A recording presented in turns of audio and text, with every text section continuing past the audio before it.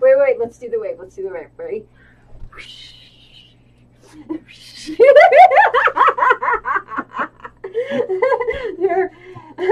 Okay, so this is where you see the live, and it's a delayed version, but you can see what we're doing.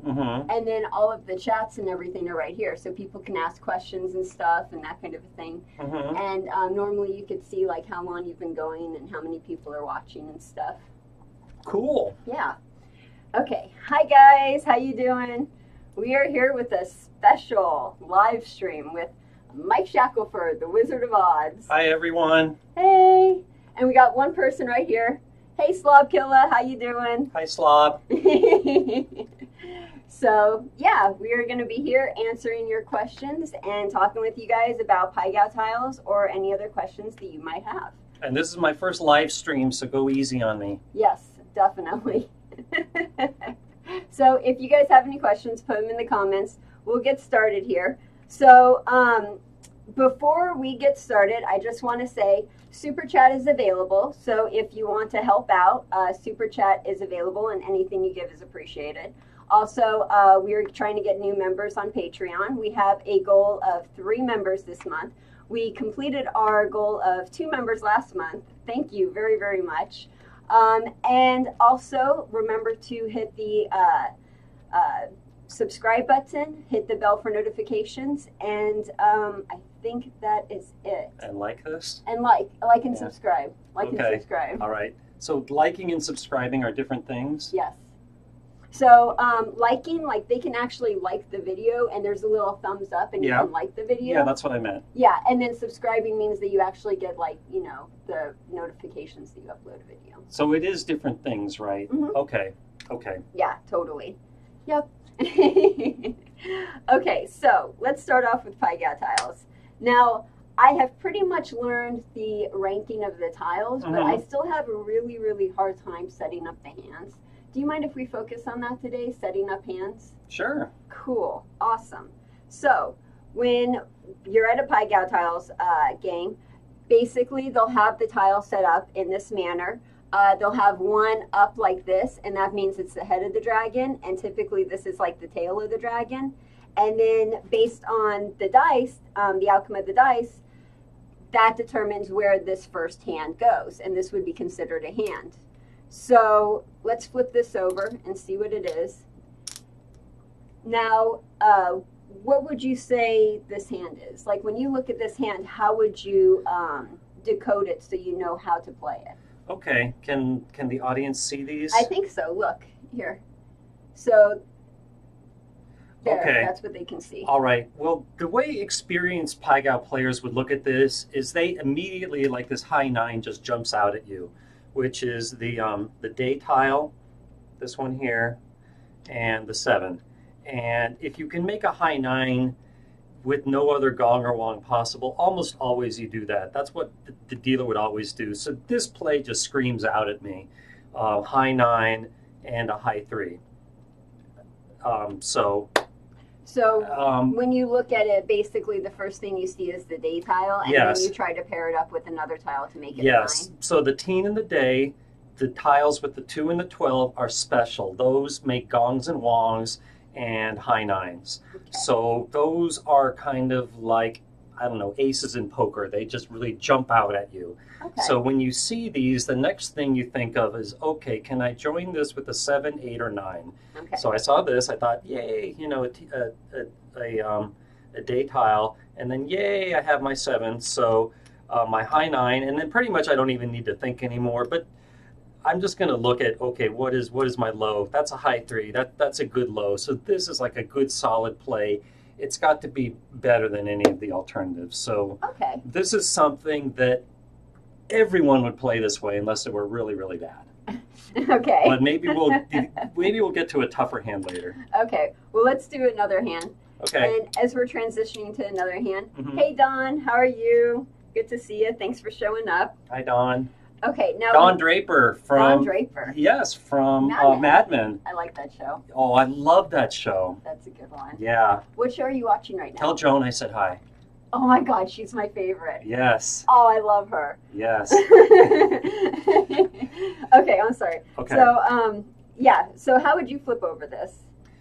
I'm not a good one to talk about the dealing procedures, but as a player, I always kind of like make a little fortress here, like I'm playing Corkle or something. Right. But for demonstration purposes, I guess we can just flip them over. Well, on a typical Pai Gow table, technically you're not allowed to flip it over, Yeah. or it's not good to flip it over. Yeah. It shows like you're an amateur in a way. Yeah. Yeah. And also, they don't like it when players share information. They don't get super upset about it, but the players aren't supposed to. So that's why, yeah, I try to keep my tiles to myself. But sometimes you play with players that are really, really good, and they want to know what everyone else has. Mm-hmm. So I'm happy to help these players, but I'll try to just kind of like discreetly show them like key tiles, like especially the teen in the day, because it's really, for very advanced players, it's very good to know how many of those are already out, because it shows you the probability that the dealer will get one. So basically, it's the equivalent of card counting, but with tiles. Because it's yeah, like you're you can make trying that to- comparison. But with just about lots of the poker variants, like Ultimate Texas Hold'em, it's also good to keep track of the aces, and a little bit of collusion helps. It doesn't give you the advantage, but for advanced players, it definitely helps if you know how to use the information correctly. Okay. So with this one, I see we have one of those special tiles where it could be two separate hands. yeah, right? 3 or 6. Yeah. So how would you go about basically setting this? Okay, so I can already tell that we're going to want it to be a 6. If we were to make this a 3, it would have 9 here, but then we would have 0 here. So Could that be also 6, 6, which is a pair? Would that count? no. That doesn't count? Yeah, Okay. that definitely is not a pair. Okay. So here we would have 5. Looks like this is a 5-5 hand. Okay. No, 6. If it's a 5. It's a 7-5 hand. I'm 7-5, sorry, I'm okay. having trouble adding here. So here the question is do you want the high 6 in the low or the high? And I would put it in the low for the sake of balancing. So yeah, I would play it like this, where you have a high 5 and a low 7. Okay. So that would be my. So my strategy, my rule of thumb is that you try to get the low to at least a 5, and if you can, then you balance, unless a high 9, gong, or wong is involved. So there's no gong, wong, or high 9 possibly here. So first you ask yourself, can I balance by getting that low hand to at least a 5, which you can. So then you do balance with the 5-7, but then you have to, and then by balancing, you're also balancing the power of that kicker, that high 6, by putting it in the low, which brings those two hands even closer together, which is what you want to do. Okay. So that's my train of thought with this hand. Now, if someone has a question with setting the hands or something, is there somewhere on your website that they could go to where they could find out this information? Yes, I have my Pai Gow calculator. Ooh. And you basically click on any 4 tiles and it will tell you the expected value of all 3 ways to play it, listing the best way first. Oh, wow. So really, when casinos are creating their house way, they really should be using your calculator.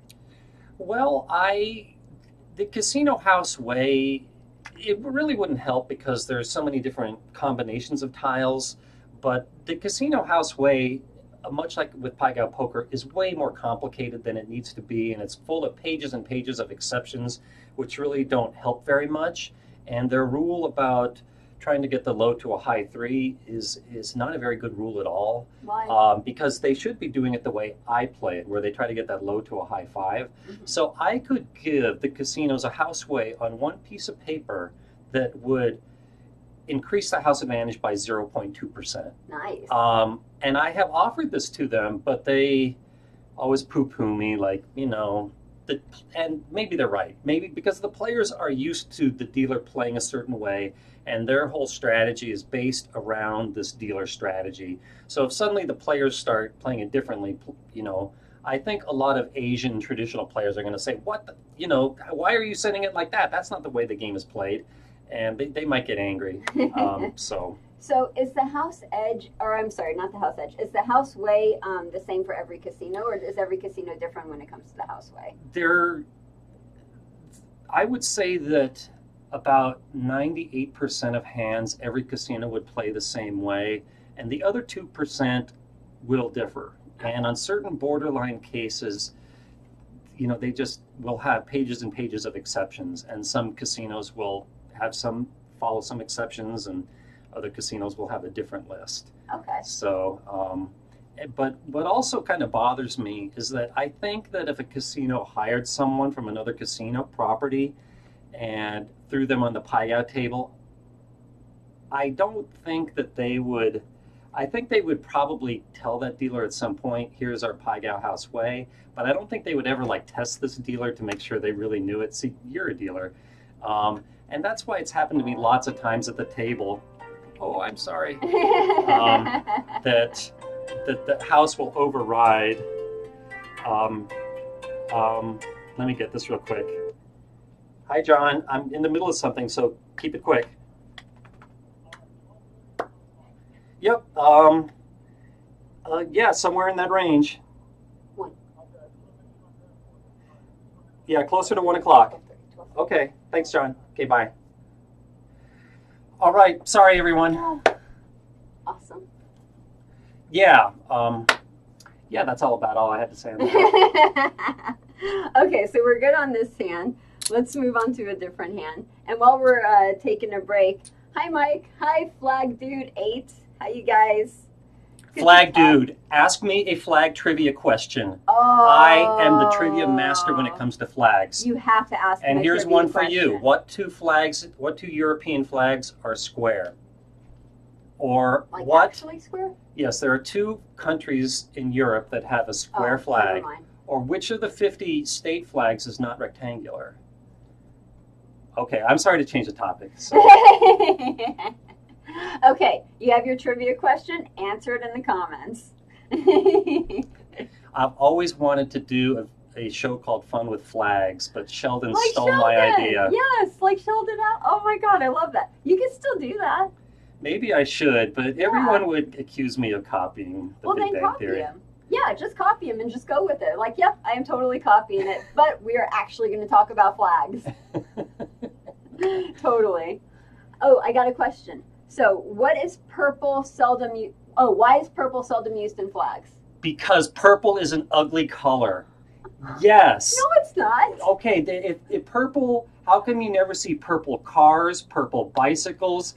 How come so few things are purple if it's such an attractive color? Why did the European royalty use it as a royal color then? Why was it used as a color that only high people or because no one else wanted anything purple, so they thought, okay, well, this is like a color that no one already likes, so we're going to take it for ourselves and call it like this royal thing. But if they had picked something like red, everyone would say, oh, well, you know, I already have all this red stuff. It's kind of like saying you can't claim red. That's such a common color. On the record, I love purple. That doesn't surprise me. So I think, but I challenge you, if you ever paint your car, to paint it purple. I dare you. I don't want to paint my car. I like it white. Okay. I'm happy with white. All right, but you can't see how dirty it is. Okay, but a good trivia question is, and I know the answer, what country does have purple in their flag? Ooh, that's a good trivia question. We got actually a couple answers from the last one. Yes, very good. Which Switzerland and the Vatican City. Oh, cool. So the Swiss flag is a red background with the white cross, and the Vatican flag is mostly yellow and white, but it has keys in the middle, and it's the only flag that has a representation of keys. And Heather, do you know what the keys open? Heaven. Yes, very Oh my good. God, I'm right. Yes, they're Holy like the shit, keys I to totally heaven. guessed. It's kind of like saying the Catholic Church holds the keys to get into heaven. Cool. So yes, yes. So very good. Who do we give credit to? Stephen Rendell. Stephen Rendell. Oh, Good job, Stephen. Stephen's one of my Star Trek people. He was following me on the whole Star Trek thing. The other week. So I was doing Star Trek last week, and I was doing live stream, and Stephen was one of my dudes who was on my live streams and all my videos. Okay, well, good job. So you have a true Star Trek fan here. I can't say that I know it very well, but did Star Trek like go around with an American flag? Like they had the Federation. And so was the Federation kind of like a group of planets that was part of like an alliance, and the alliance had a flag? Yeah, I think so, yeah. And can you describe this alliance flag? Not for the life of me. Or... It probably has some stars on it. It probably has the Star Trek logo on it. I'm guessing it's blue, but other than that, I have no clue. But did you ever see an American flag on Star Trek? No, I don't think so. Boy, I'm sorry to be changing the topic, guys. I just love talking about flags. It's all good. Let's see. There was a 52-star flag in the Casino Royale episode. Oh, Star Trek The Next Generation. Awesome. Flag Dude. Flag Dude's got it. Hey, Dan. Dan? Well, there's Dan and there's Dane. Oh, okay. So we have both a Dane and a Dan. Hi, guys. All right, okay. Ask us a Pai Gow question, or I'm liable to keep talking about flags. We could talk about unicycles or hiking, or we could talk about other stuff. Well, I'm enjoying this so much, I'm thinking about doing this myself and stealing Heather's idea. Yeah, Mike's going to hopefully start live streaming. I'm going to be watching that. I'm going to be on there asking you questions and stuff. It's going to be fun. Oh, thank you. You can be my first follower. Yay! Okay, so next hand. Yes. Now, I see that we have a day there. Yeah. Is that right? That's teen. Or is that teen? Yeah. That's teen. Yeah, this is another one that just screams out at you to how to play it. Okay, first of all, you see the teen here, but I don't see a 7, 8, or 9, so the high 9, Wong and Gong are out. So then you think, okay, are there 2 low tiles that you can combine that will be 9 or less? And yes, there are. These 2 add up to 9, and yes, you could count this gi as 3 as well and make a high hand, but I wanted to have the full power of the 6 to combine it with my teen. So I have a strong 9 here and an 8 here. So I am happy as a clam with that hand. Okay, and that's a pretty strong hand. Yeah, and trust me, every other way to play this would be far inferior. Okay. So, yeah. Awesome. This is one that just screams out. It just plays by itself. Play me this way. Cool. Awesome. Yeah. Okay, so we got these 2 and we got these 2. Yep. Cool. Okay, so before we do the next hand, let's go to the comments. Mm-hmm. So Dan was saying on Star Trek that the chart is the star chart with olive leaves. So that's what the Star Trek flag is. Mm-hmm. And then Dane, sorry about that. And then let's see, Flag Dude said, in case of the game, I prefer, let's see. Oh, cool. He likes your Crib Street Charlie on your site. That's cool. The what on my site? Crib Street Charlie. What are your thoughts on Face Up Pai Gow? I've yet to actually play it, except at the gaming show. So I shouldn't criticize a game I've never played. They have it at the Red Rock, which is by my house, so I keep meaning to play it.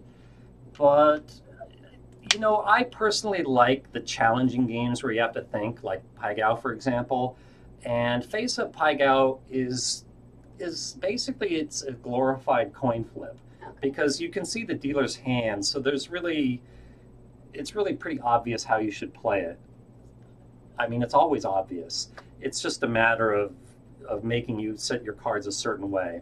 Okay. So it's not a game that would appeal to me, but if you are looking for a game that's low volatility, slow, and you don't have to think, I think Face Up Pai Gow Poker would be perfect.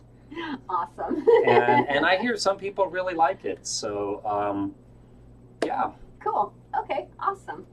So over here, The next question, why is the house edge in Pai Gow 2.7% if you only play player and the commission on winnings is 5%?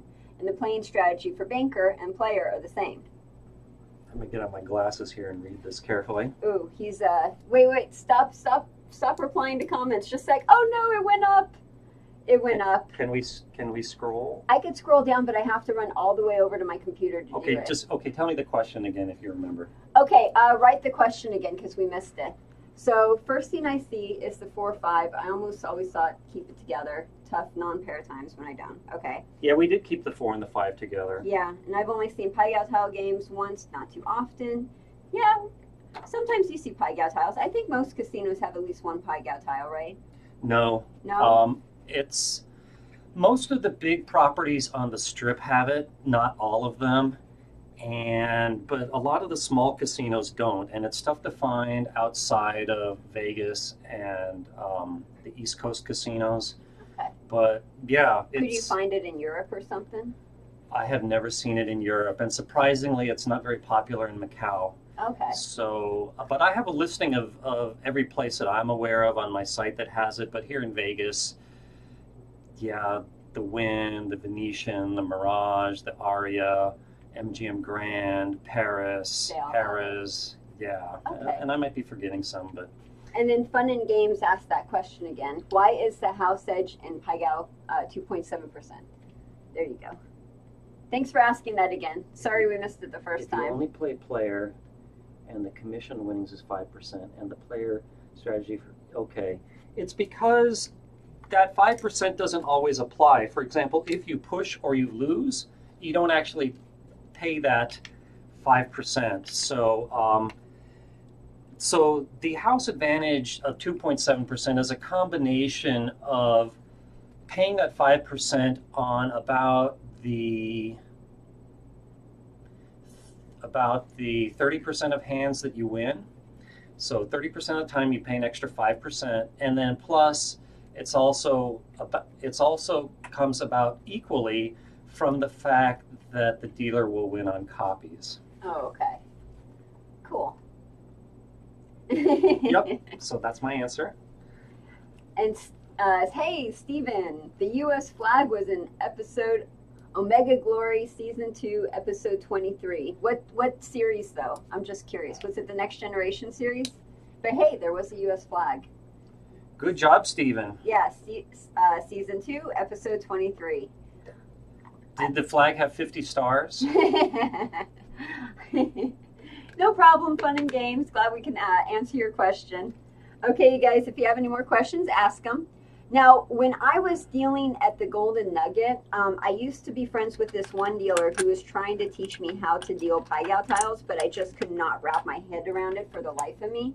And what he taught me that actually stuck with me was how to flip over the tiles. Mm-hmm. So if you hold it like this, and then you use your what do you call it, your ring finger right here, mm-hmm. Put that on the bottom, and then flip it. That's how you flip them over. And that's how dealers typically flip them over. Yeah. So you hold them like that. Use this finger to go under. Yeah. Like that. Yeah. And then you flip them. Oh. And that's how you flip them over. I did not know that. Yeah. That's like the one thing that stuck with me on my lessons was that. So. But yeah, I do notice how, bam, you know, they reveal them all at the same time. Mm-hmm. And it's all fast and everything. Mm-hmm. Okay, so with this hand, what sticks out at you? Okay. So if I don't obviously see what the right play is, I tend to arrange them in order. Okay. So here we go, 11, 10, 8, 8. And then I see what would happen if I combine the lowest with the highest. Oh, so that's good. 9, and that's not, and this is 8. So 8, 9, that's a good hand. Cool. But I could consider putting the 8 with the low hand. And yeah, this is a good question. Do I play the high 8 in the 8 or the 9? And this is probably a borderline play that I would consult my calculator for. Both these 10 and 11 are really low, so I don't think it plays into it. But my inclination is to balance by playing it in the low hand. But my calculator might prove me wrong on this. So this is kind of a tough one. Okay. Now, when you have the same, so you have 8-8 and it's the same, but you have one that's a high value and one that's a lower value, would you always put the higher value one in the low hand, making the low one more valuable? Or is that just a per situation type of basis? Okay, here is the rule of thumb that I follow, is that if I can get the high to a 9, then I'm going to try to pump up that 9 with the high tile. Okay. Because so much of the time the dealer will have a 9 in the high. So if it comes down to a 9-9 tie, I want that good kicker to hopefully break that tie my way. But here, you know, which is the case here. So, yeah, I know that I'm correcting myself here, but given what I just said, normally I like to play the high tile in the low hand for the sake of balancing if that low hand is at least a 5. But here I can get that high hand to a 9. So therefore I am going to put that ammunition, that high 8 tile in the 9 to try to make that 9 as high as I can. And Flag Dude actually did you a favor, and he went on your website and he went into the calculator and he calculated that for you. And so does he agree that's the right play? He says he puts the high 8 with the 11. Yay! Okay, so I'm glad that I figured that out myself without having to be, someone correcting me. No, good job. All right, Very thanks nice. for verifying that. Cool. And okay, so we will go on to the next one. And you want to try flipping it over? Okay, so you said to use your middle finger here, and you then put your the ring finger under here, so it's right in the middle. Yeah, And it's underneath like that. like this. Like that. And then when you flip it, you just like bring your ring finger up and you flip. Oh, not all of them flipped. That's okay. You're not trying to get it right the first time. Oh, okay. All right. So here's a good hand to talk about. So remember I said that if you have a teen or day, always, check for those first. Well, first, the way I think of it is check for any pairs. Because if you have a pair, then that kind of leads you down a whole different train of thought about how to set the hand. But if you don't have a pair, which I don't, then you look for a teen or a day. And if you have one, that sets you down a whole different other strategy path. So here's my teen. So then I think to myself, okay, do I have a 7 or an 8 to make or a 9 to make a high 9 gong or wong? And I do. I have 2 of them. So now I have to think, okay, what are my specific choices here? I could play high 9 and a strong 8, or I could play gong and a strong 7. And I hate wasting a high 8 tile in a gong. Sometimes you're supposed to, but just pretty much on feel, I know that most of the time, kind of the rule of thumb with gongs is that if you can play both a high 9 and a gong, to play the gong if the low is really bad, like a 2 or less or a 3 or less. But here, no, I can play a strong low. So because I can play that strong low, I'm going to make my low strong. So just what feels right to me, and it could be that my calculator proves me wrong, but I'm going to play this high 9, 8. Awesome. So if someone could check that for me, please do. But yeah, even if this were a low 8, I think I would still play it this way. Okay, cool. And then we had a couple comments over here. Cellar Door says, I thought craps was complicated. No, this is a tough game. This is, and that's why I love this game, because it's such a challenge.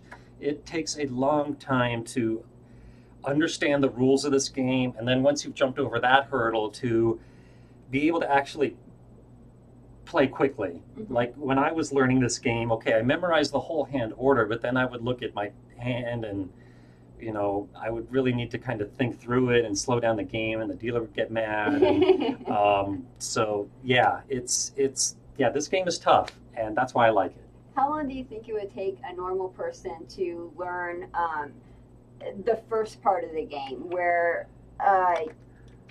you're not even in the quick part yet, you know? I would say that to like learn this game to the point where like an Asian player would look at you and say, yeah, he knows what he's doing, I'm impressed.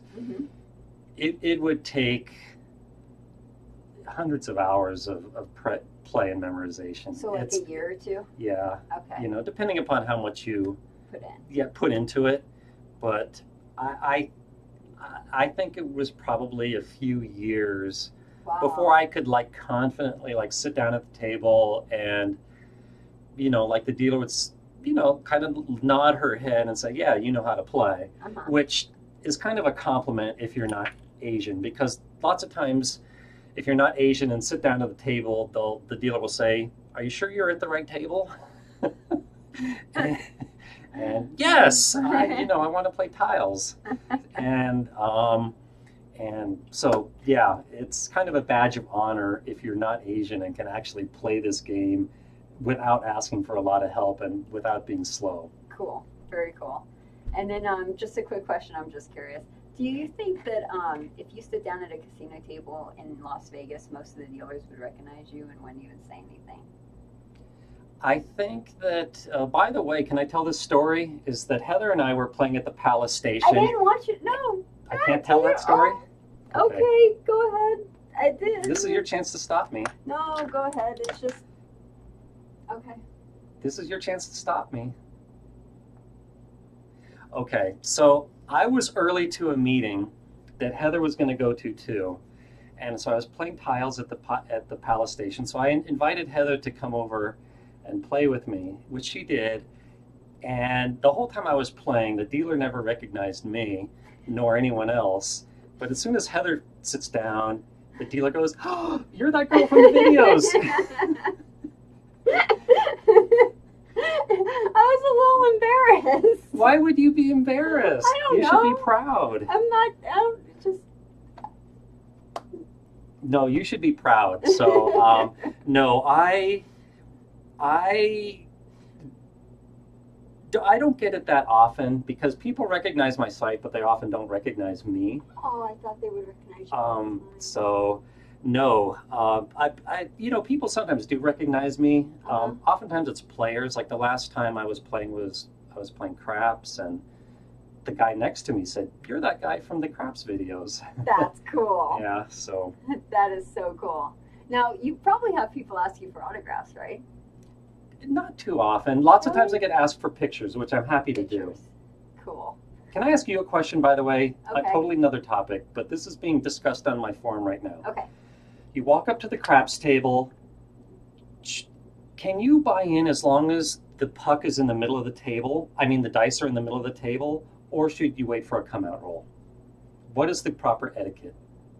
The casino will take your money anytime the dice are in the middle of the table. Okay, but that's true, but some people say that it's proper etiquette that you don't want to break up a roll by asking for change in the middle of a roll, and that you should wait for a come-out roll. It's not the middle of the roll if the dice are in the middle. Because if the dice are in the middle, that means people are like, putting bets out, taking bets in, they're working and stuff. So there should be no problem with them, changing or. Okay, but I thought that some players feel, especially if there's not many players at the table, like, let's keep this game going. I'm hot. I want to roll the dice as soon as possible, and I don't want to lose my tempo because this guy's asking for change. Well, those are the same people that get mad at the dealers for doing their job and not going fast enough. So they're just impatient and jerks. And, okay. So your position is that you're not breaking any rules of etiquette as long as the dice are in the middle of the table. Yes. Okay. All right. Thank you. You're welcome. No problem. All right. Let's get back on topic. Okay. Let's see what some people are saying. Let's see here. One person really likes tiles because it takes forever, and then they can hang out and get drinks and have fun and that kind of a thing. Absolutely. And then That's another great thing about the game. It's slow, low volatility. And that kind of thing. Yeah. Cool. Okay, let's do the next hand. There you go. Okay. That was pretty good. Yeah. Okay, so yeah, two things scream at. Okay, so I don't see any pairs. I do see a day tile. So then I think, okay, do I have a 7, 8, or 9? Yes, I do. So here's my high 9. And I love this because I have two low tiles that add up to 9 or less. So this is obvious. High 9, 8. Anything else would be much worse. Okay, so it's a fast No-brainer. Cool. Yep. I like no-brainers. So there's this one, there's that one. Cool. Okay, do I see a pair? No, I don't. Do I see a 2 or a 12? No, I don't.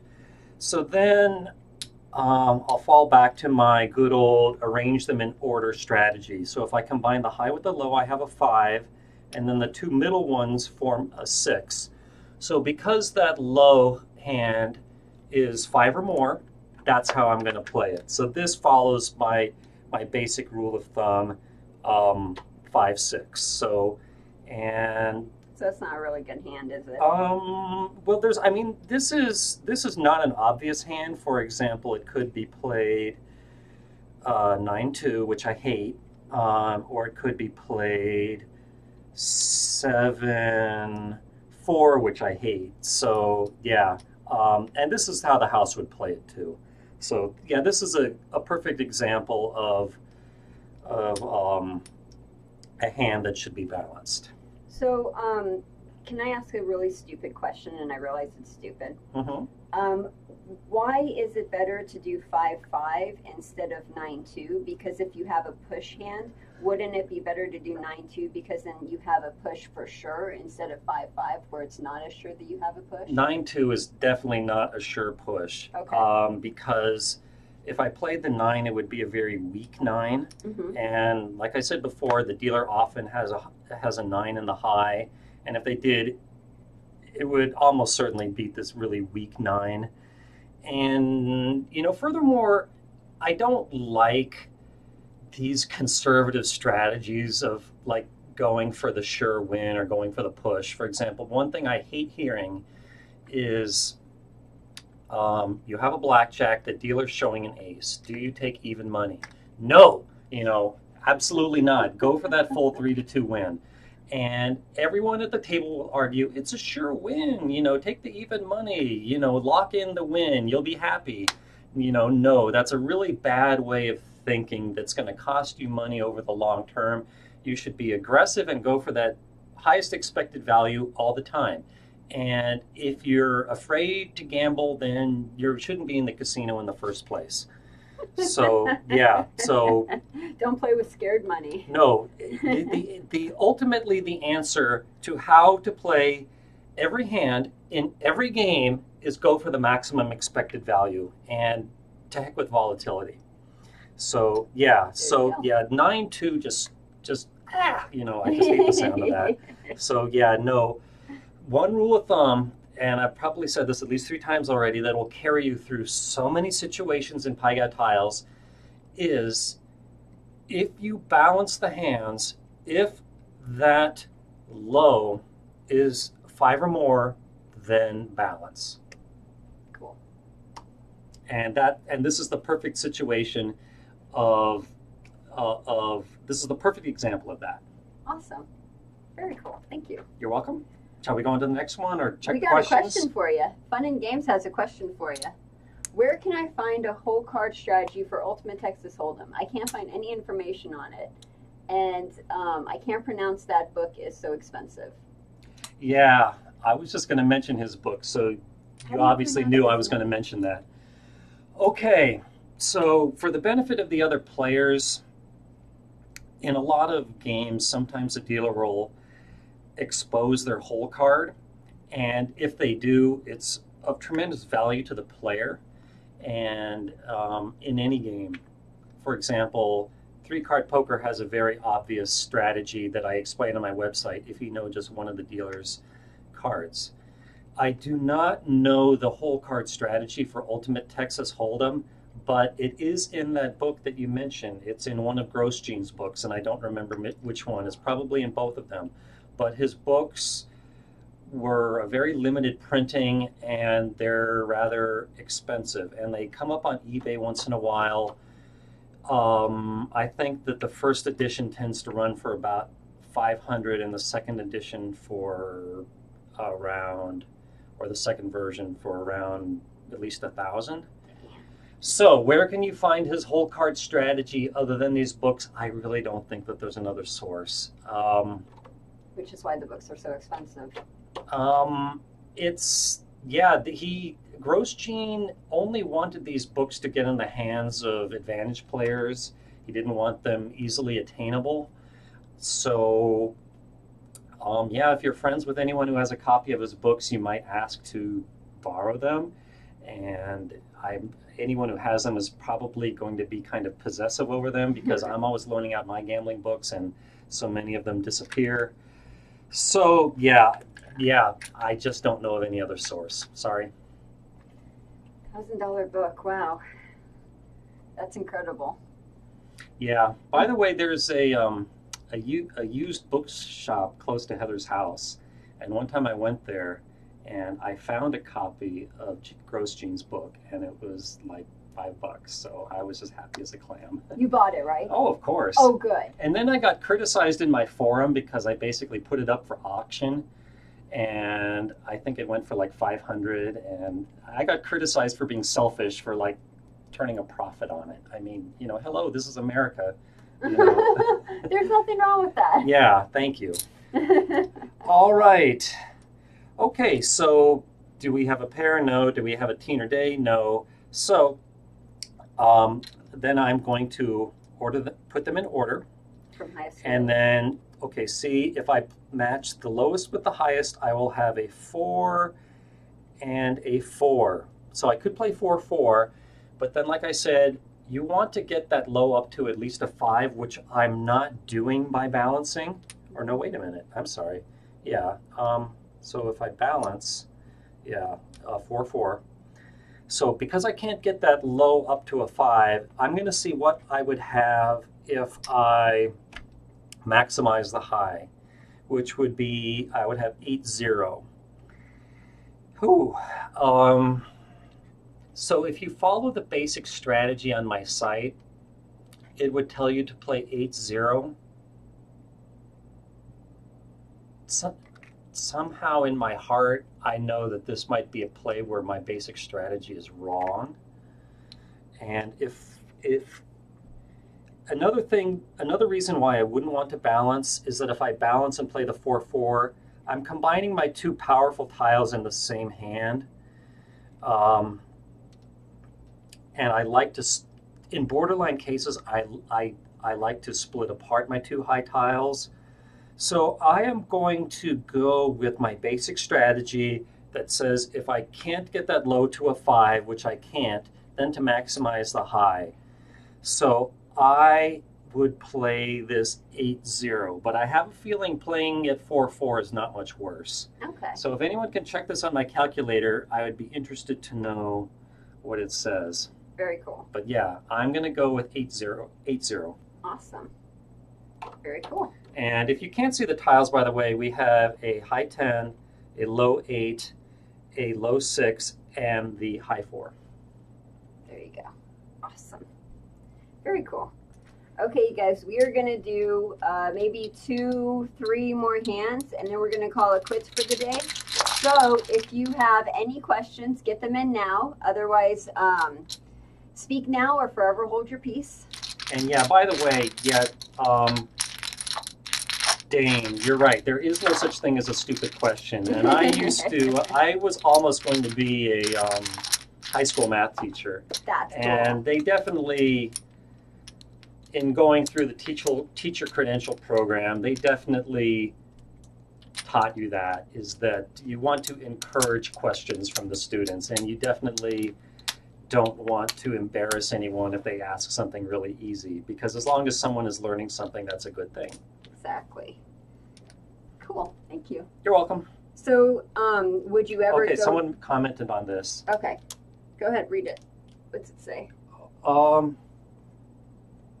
So Flag Dude says 80 is negative 0.659, while 44 is negative 0.717. So, yes, I was right with the 80. It's the, I mean, it's a lousy hand either way, but you'll lose a little bit less by playing at 80. Nice. And this is another good, to go backwards a little bit,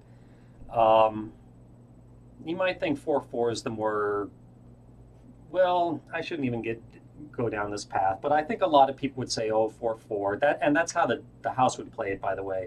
It seems like the more safe, the more conservative thing to do. But expected value is the bottom line all the time. So whatever is the higher expected value, you should do. Okay, cool. Yep. Very awesome. Okay.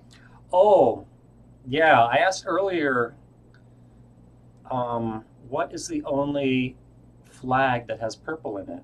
And the answer is Dominica. Oh. Not the Dominican Republic, Dominica, which is a little island country in the Caribbean. And why do they have purple in their flag? Because they have a flower on their flag, and it's a purple flower. It's the flower of Dominica.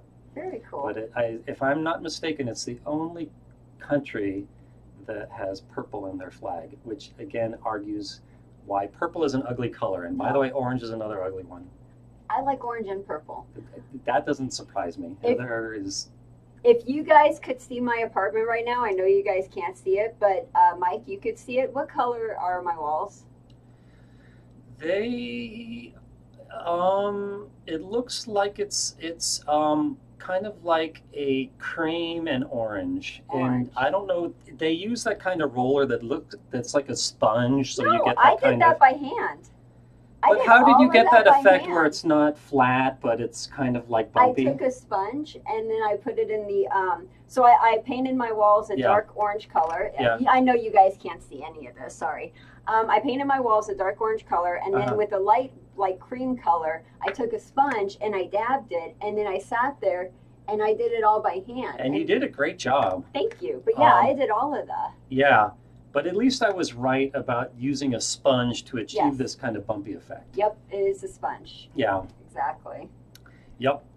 So, and by the way, Heather also has a picture that looks like it's from a jigsaw puzzle. Yes. Maybe is that a poppy? Yeah, it's one of the, so my uncle Dalton lives on the edge of the Joshua Tree Forest, and I like to go up there and we take pictures of the flowers up there. So that's one of the pictures we took, and we made it into a puzzle. You know? So, and then we put the puzzle together and glued it, and now it's up on the wall. Yeah, so anyway, there is a big picture of an orange flower right in front of us. Yeah, so orange and purple, I like them. Okay. All right. We got a question. Dane has a question. Okay. Are Pai Gow Tiles a game that is simple to pick up, or should a new player avoid it and learn on it before playing? You should learn it before you play. Okay. Would you suggest learning at home or learning on the game? I mean, my website has a great trainer where you can play for free. Go to his website. Yep, wizardofodds.com, and you click on the games, and then click Pai Gow, and yeah, you'll be able to play, and it'll correct you when you make mistakes. But if you find a table by yourself, I think a good dealer would be happy to explain the game and just say, play this the house way every time, which is a safe way to play. And you're going to give up very little expected value in doing so. That 8-0 hand is an example of a hand that the dealer would play wrong, but the cost and expected value is pretty low. But yeah, if you can get a dealer by yourself, yeah, by all means, go ahead and sit down and tell the dealer, just play every hand the house way and kind of try to teach me the game as you go. Awesome. That would be great. But once other players sit down, then I don't think they're going to like it if there's a beginner at the table. So I would kind of keep your mouth shut. You can still say, okay, just play every hand the house way, but try not to slow down the game, because yeah, Asian players can be, how shall I put this? they don't like it when amateurs slow down the game. Okay. They take it very seriously. Okay, cool. So play on an empty game. That's good advice. Yep. Cool. And then let's see, we have one more. Speaking of colors, what are your favorite table layout colors? Mike, what's your favorite table layout color? Oh, here's a good trivia question. Ooh. Why are most, I'll ask you, why are most claws green? I assumed because if anyone out there took color theory, the color green is actually, it's similar to money. So people are more likely to spend money, and that's why green and red, because red makes you excited, so red is more of like a spending money type of thing too. Mm-hmm. That's why green and red are used the most when marketing and trying to do that type of stuff. So I assumed it was to enhance people to spend more money, or entice people to spend more money. That's a good theory. But I'm wrong? Yes. Okay, what's the answer? First, let me say that it's no longer the case that money is green. And I really applaud practically every other country in the world besides the United States for coming out with really beautiful money. Yeah, like when I travel, I really admire the artwork of the euro or the Australian dollar or whatever. But American money is still, I mean, they've been making some improvements, but it's still so boring. So, yeah, but yeah, these other countries are now having very colorful money that's not green based anymore. So I totally applaud artwork and money. I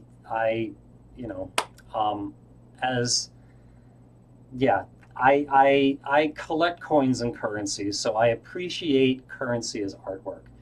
And where was I going with that? Oh yeah, why are table felts green? It's because way back when gambling was kind of a new thing, like with riverboats, and when it was kind of a small thing, if you wanted to actually make a table, you wanted felt.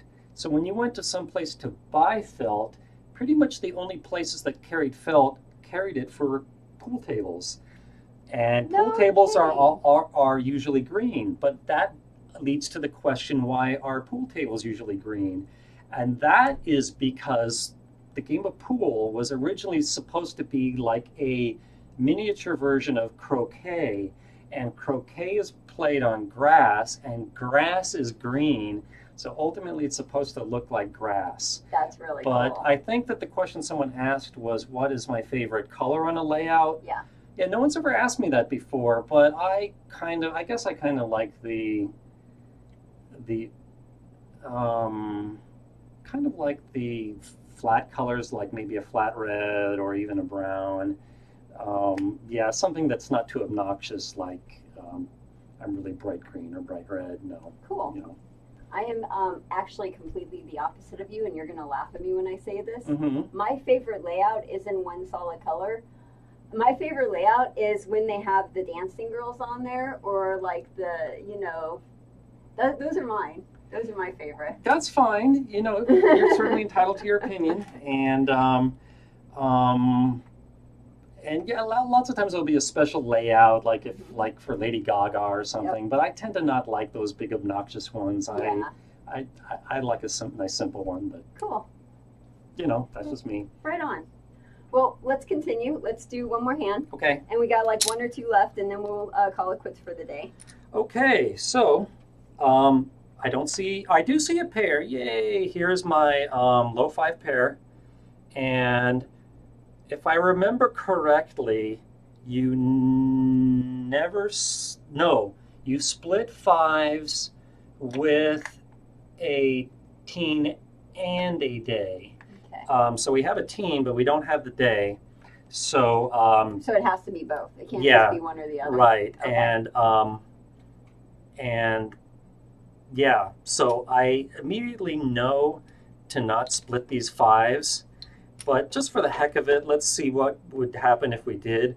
We would have a high 7, high 5, which is a nice hand, but if by keeping them together, we have a pair 2, and I hate to play 2s in the low, but yeah, I would not break up the 5 in this situation. It's a little bit tempting, because this 2 is just so ugly to me. And this high 7, high 5 looks attractive to me, but I'm sure that mathematically, yeah, you would retain that 5 pair. Okay. So is that teen going to help you at all? Even though this is a 2, is this going to help you It's at all? really unlikely to help. Okay. I mean, it could, but the house tries to get their low hand to a high 3 or better, so the house balances more than the player will. So, you know, sometimes you see a 2 in the dealer hand, not very often, but if it came down to a 2-2 tie in the low, yeah, I would almost certainly win it. Okay. But I'm not. That's not really, you know, coming into my calculus. I just, going off memory, the only time you split 5s is with a teen in a day. And by the way, if you did that at the table, I think any Asian player would just freak out, like, I can't believe you split up a 5. That's good to know. but yeah, you should, because it's one of those, the way the game is like taught, like the traditional ways, you would just never split a 5. Like it's said like you would never split 10s in blackjack. Okay. But no, there is that situation with a teen in a day, you do split 5s. Okay. Very interesting. Yeah, so, yep, good hand. Cool. And then we had a couple comments over here. And it says, in the UK, a snooker is green and the pool is blue. So snooker is the game that doesn't have pockets, right? I don't know what a snooker is. I've never heard of that before. Yes, I think that snooker is a game that they play in the UK and some places in the US.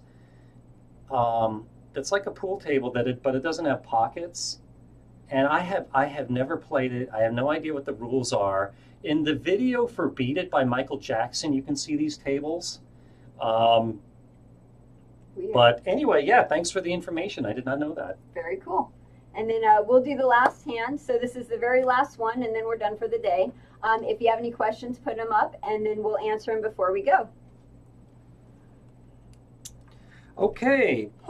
Do we have a pair? No. And this is just one of these things that need to be memorized. Okay. Is if we had the 3, 4, 7, that would combine with this to make a low. So, yeah, so no pairs. We do have a teen or day, and then we ask ourselves, do we have a 7, 8, or 9? Yes, we do. And we have 2 7s. So even though it doesn't matter in this situation, I'm just automatically inclined to put that low 7 under the day because this is so high, it's not going to make any difference what the low tile is. Okay. And in this case, both 7s are lower than the 2 and the 4, but just out of habit, I would put the low one with the teen. Okay. So yeah, this just screams out at me, play it this way. The high 9, and then what do I have in the low? A 1. So yeah, I'm happy as a clam with this. The alternative is to play 6, 3, which I hate because number one, you're combining these 2 high tiles, and I hate only a 3 in the low.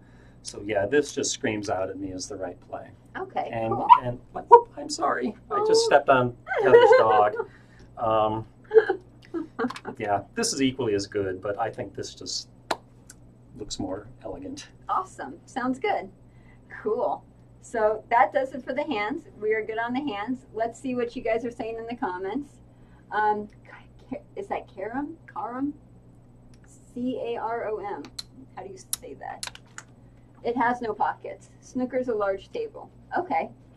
And were we supposed to know about this, or was this supposed to be a surprise? Know about what? Snooker? Snooker table is bigger. It has pockets. Potty red. Colors. Cool. Yeah, now I need to go look that up. I didn't even know about it. Yeah, I have no hesitation to get off topic. That's so I apologize. Probably half the time we spent talking about other stuff. I like that though. I thought I had fun.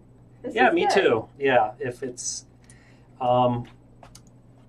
if you're having fun, then you're probably doing something right. Exactly. Totally. Well, thank you so much for being here. I really appreciate it. And then one more time, tell people where they can go and see you and where you want to, what you want to plug. Whatever you want to plug, go for it. Yeah, you're welcome, Heather. Thanks for having me, and thanks for everyone who is in the audience. This is my first live streaming event, and yeah, my website, wizardofodds.com, has a host of information about Pai Gow. I present lots of different strategies, but I recommend what I call, I could just call it my basic strategy. It's pretty simple, and it will tell you how to play probably like 99% of the hands correctly, and the other 1%, the error is pretty marginal, pretty small. And it has a Pai Gow calculator where you can put in any 4 tiles, and it will show you the right way to play them, as well as the expected value of all 3 possible plays, as well as a trainer where it will deal you a random hand, and you can set it any way you want, and it will correct you if you didn't set it the right way. So it's a great way to learn the game. This Pai Gow game is one of my favorite features on the site. Like, if I were ever on the site myself, like killing time, that's what I would be doing. I would be playing my own Pai Gow game. And, you know, I have thought about trying to make an app for this. I would love to see this. I'm kind of afraid there's not a big enough market for it to warrant the expense. Nevertheless, yeah, I would love to do a Pai Gow app. That would be awesome. If you guys can if you guys could do apps, send me an email and we'll like work on something. Cool. Thank you. Okay, you guys, thank you so much for dropping by, for Thanks, showing guys. up. You guys have been awesome. Bye. Bye. See you later. Okay, come on.